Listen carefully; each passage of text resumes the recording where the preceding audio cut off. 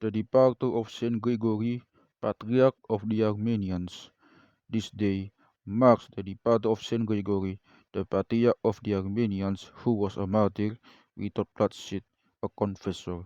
This saint, as it was mentioned on the 19th day of Coptic month of the Tute, was started by Tiridates, the Armenian king, in the year 272 AD for disobeying the king and refusing to worship the idols. The king cast the saint into an empty pit where he lived for 15 years, during which God took care of him. Near the pit lived an old widow, who saw in a vision someone telling her to make bread regularly and cast it into the pit. She continued to do so for 15 years. Because of the length of time, no one in his congregation knew if he was alive or dead. When the king killed Afsima, the virgin, and all the virgins who were with her, he also ordered that their bodies be cast away on the mountains. Later on, he regretted what he did, for he wanted to marry Apsima. When the king's family and close advisors saw how he grieved for killing Saint Apsima, they advised him to go out for hunting to recreate himself. While he was riding his horse, the devil jumped on him and cast him on the ground. The king Tiridates became possessed with an evil spirit and assumed the appearance and manners of a wild boar, to the extent that no one was able to go near him safely. Many of the people of his kingdom had the same fate.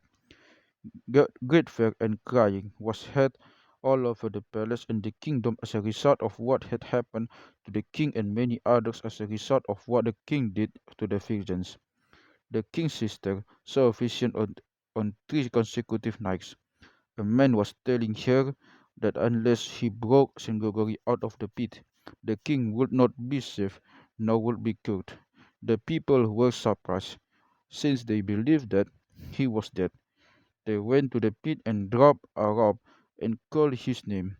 When the saint moved the rope, they knew that he was still alive. They asked him to tie the rope around him, and they pulled him out.